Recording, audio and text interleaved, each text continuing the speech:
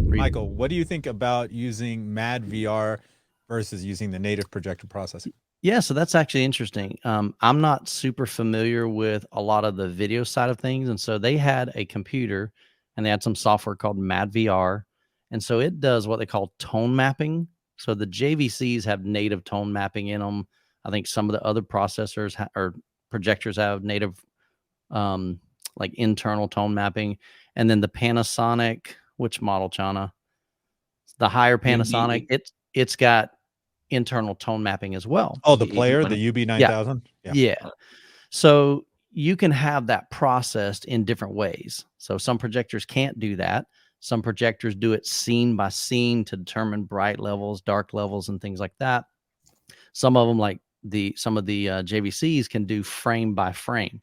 Like they're literally analyzing every single frame of the movie and adjusting, I don't even know exactly what all they're adjusting, but they're adjusting, doing a lot of math processing while the movie is going to try to give you the best picture. And so comparing that versus native, pretty much, I don't know, because all of the testing was done with MAD VR. So that's what they were using. And in my thought is, I was like, why are we using MAD VR? Because probably the vast majority of consumers aren't using MAD VR. And here was their explanation. The reason why we're using MAD VR is these lower budget projectors will get destroyed. Prime example, we had a there was a JVC RS420. So it was an older projector, couple years old. And they said that has internal, what do they call it? You're on your own. Tone mapping. Tone mapping. So they have internal tone mapping, and there was another phrase they used, but internal tone mapping.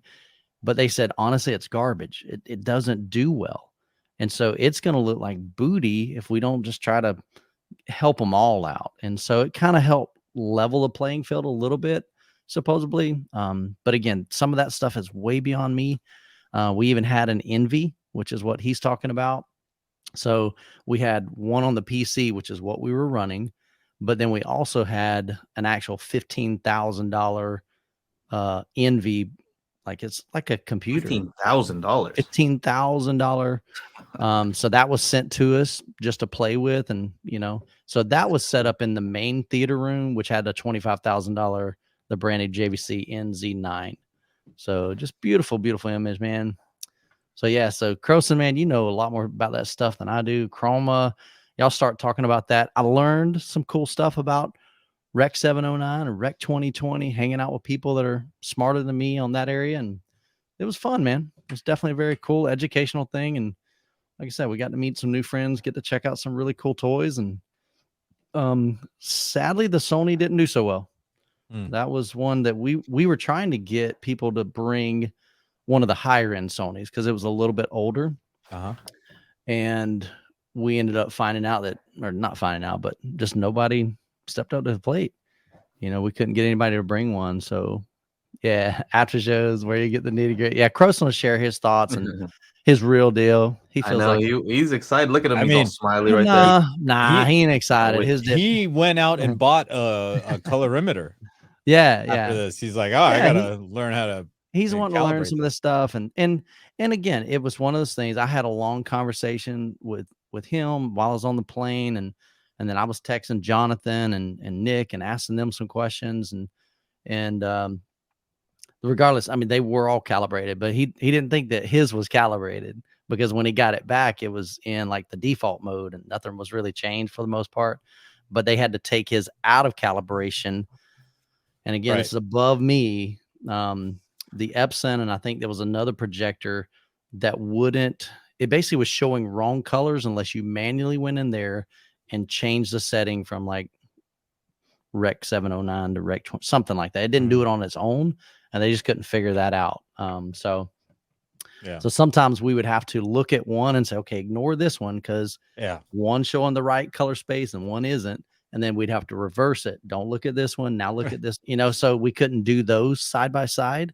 But again, it was just a limitation of what the projector could do and how that kind of interacted with this whole SDR and HDR kind of stuff. But again, a lot of that was way over my head. Yeah. So it sounds like by using Mad VR, you're kind of just trying to find out what is the max that these can do. I think Just so. hardware wise, like what's the max hardware itself can do? If you just like give it the best case scenario, what can the projectors do? Sure. Something like that. Yeah. But then it might, like Kyle's saying though, it might kind of skew the results because if you're gonna get an inexpensive projector, you're not gonna have a Mad VR. Correct. NV. So the reality is, it's weird. There was 1,000 ways you could have done this test. Yeah. So part of what they did was they reduced the luminance, like they kind of like we level match amplifiers and volume when we're comparing speakers. Because if one's louder, that kind of gives it an advantage because your ear thinks, oh, that's louder, so I like it better, even if it's not a better sounding speaker. It's just the way our brains perceive sound. And so what they decided to do is with the luminance, the brightness values, think about it. Some of them are way brighter than others. And so they brought the bright ones down to the lowest common denominator to kind of even the play. Again, we're just trying to help out the ones that aren't as bright, that really wouldn't compete at all. Yeah. If you're looking at two images and one's way brighter than the other, you're going to go, I like that one better, more than likely. And it doesn't have a chance. So if you level match them, now you're looking at things like, how does it do with sharpness? How does it do with black detail? How does it do with, motion and things like that? Right. Like I said, it was cool. So they did that, but then later on, they also said, okay, now we're going to turn them loose and just, let them go, kind of unleash them. Because my thought was, I equated it to like, if we were to say, okay, I've got a Tesla and I've got a Model S, like a Tesla Plaid and a Model S. It's like saying, okay, we're going to throttle the Tesla, Plaid down to the Model S to give it a chance and see what other things are different about it. But then later on, we're like, okay, let's let that thing rip. And then the Tesla Plaid just blew it away kind of thing. So, but like I said, it was a cool learning experience, man.